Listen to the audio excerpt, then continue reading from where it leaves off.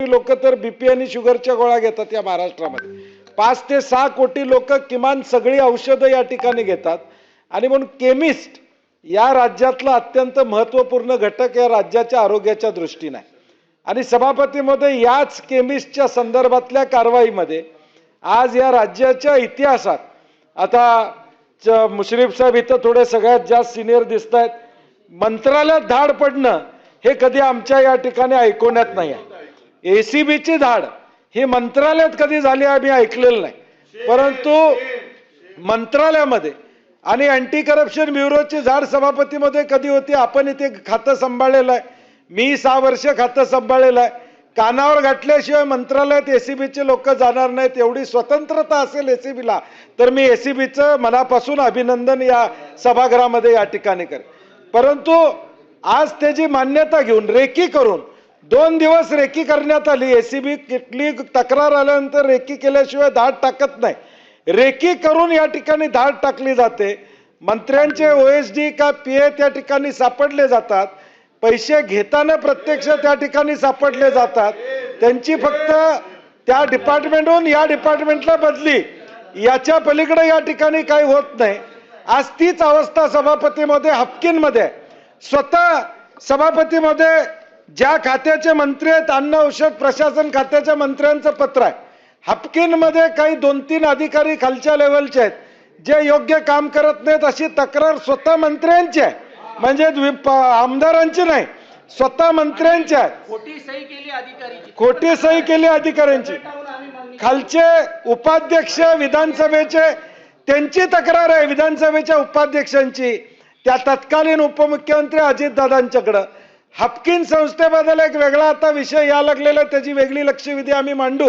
आता तो रिलायन्सला द्यायचं चाललंय का अशी शंका निर्माण झालेली आहे.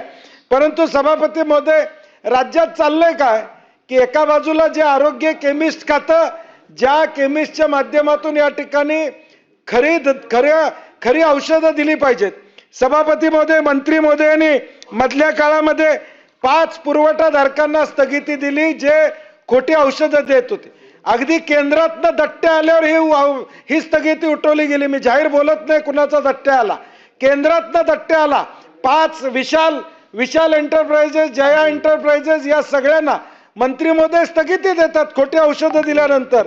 वरून निरोप आल्यावर मग तुम्ही जागे झालात. अजितदादांनी बोलवून सांगितलं तुम्हाला हे चुकीचं केलं, मग तुम्ही ती स्थगिती या ठिकाणी उठवली. मग तुमच्या प्रत्यक्ष बर्दास्त आहे का खोट्या औषधांसाठी या राज्यातल्या? आणि सभापती महोदय, हा विषय महत्वाचा आहे. मंत्र्याचा ओएसडी जर या ठिकाणी पैसे घेत असेल तर या केमिस्ट लोकांच्यावरचा अन्याय किंवा या राज्यामध्ये नेमकं काय चाललंय हे वास्तव या ठिकाणी समोर आहे. आणि म्हणून आमची सभापती महोदय आपल्या माध्यमातून या ठिकाणी मागणी आहे. मुख्यमंत्री महोदयांनी परवा क्लीन चिट दिलेली आहे. आता ते सगळ्यांनाच क्लीन चिट देतात, कुणाला सोडत नाहीत.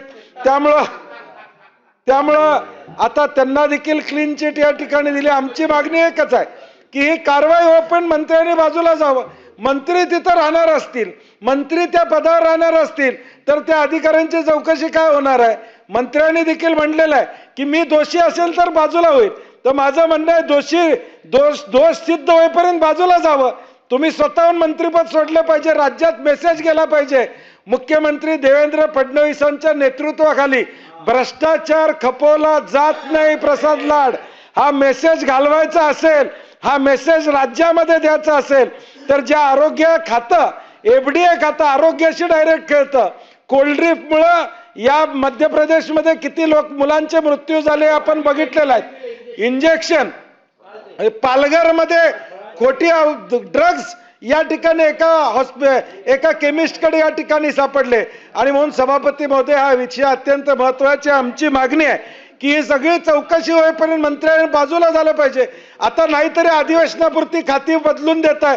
अगदीच अडचण असेल त्यांचं खातं काढून इकडे चंद्रकांत दादांच्याकडे द्या, काय आमची अडचण असणार नाही. किमान चौकशी होईपर्यंत मंत्री तेच राहणार, आरोपी तेच आहेत. दोष त्यांना आणि चौकशी कसली होणार सभापती महोदय? ज्या मंत्र्यावर या ठिकाणी आरोप आहे ते तिथं असले तर या ठिकाणी संबंध, मग त्यांच्या खात्याचा ओएसडी कसा करतोय? त्यांच्या खात्यातला ओएसडी तुम्ही जर बाजू घेणार असलं तर बाजू घ्या भ्रष्टाचाराला. मुख्यमंत्र्यांना ते मान्य आहे का? मुख्यमंत्री महोदयांनी सांगावं की या राज्यामध्ये हे मान्य आहे, यांच्या राज्यामध्ये हे मान्य आहे, ह्या राज्यामध्ये भ्रष्टाचार मान्य आहे, हे सन्मान्य मुख्यमंत्री महोदयांनी या ठिकाणी सांगावं.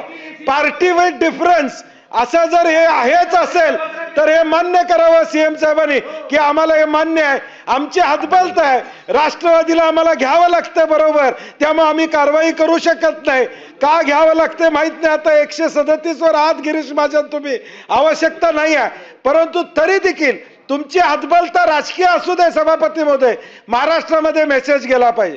औषध विक्रीवर जर पैसे खायचे, उद्या खोटी औषध आली, एखादी 10-20 माणसं मृत्यू झाली, या राज्यामध्ये जबाबदार कोण आहे?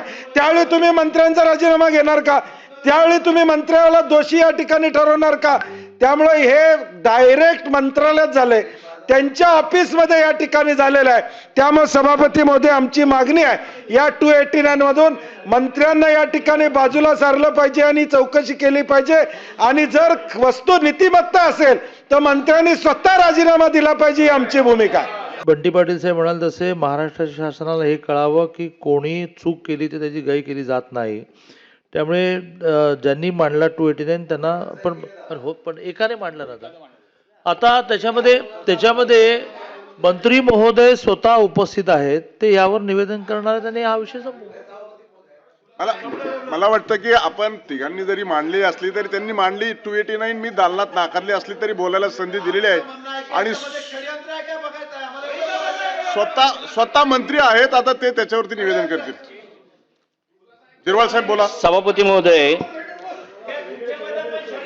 लाचलुचपत प्रतिबंधक विभागाने मंत्रालयात दिनांक 12 फेब्रुवारी 2026 रोजी सायंकाळी केलेल्या कार्यवाहीत माझ्या कार्यालयातील लिपिक श्री राजेंद्र ढेरिंगे यांना ताब्यात घेतले होतं. या घटनेच्या दिवशी मी शासकीय कामानिमित्त एक दिवस अगोदरच दिल्लीत त्या ठिकाणी गेलो होतो. या घटनेशी माझा कुठलाही संबंध नाही, परंतु रामदास ढेरिंगे, रामदास गाढे आणि राजेंद्र ढेरिंगे यांचा हा प्रकारानंतर मी त्यांना तात्काळ त्यांच्या मूळ आस्थापनेवर पाठवण्यात आलं. माझ्या राजकीय जीवनात ते उसनवारी तत्वावर होते, त्यांना त्यांच्या मूळ आस्थापनेवर पाठवलं. रामदास यांना राजेंद्र ढेरिंगेंना तात्काळ ताब्यात घेतलं. राजेंद्र ढेरिंगेंना त्यांनी ताब्यात घेतलं. आजपर्यंत कधी माझ्या राजकीय जीवनात अशा प्रवृत्तींना मी पाठीशी घातलेली नाही, भविष्यात सुद्धा कधी अशा प्रवृत्तीला पाठीशी घालणार नाही.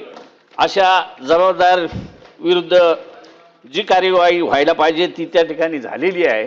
पुढील तपास कायदेशीर त्या ठिकाणी सुरू आहे.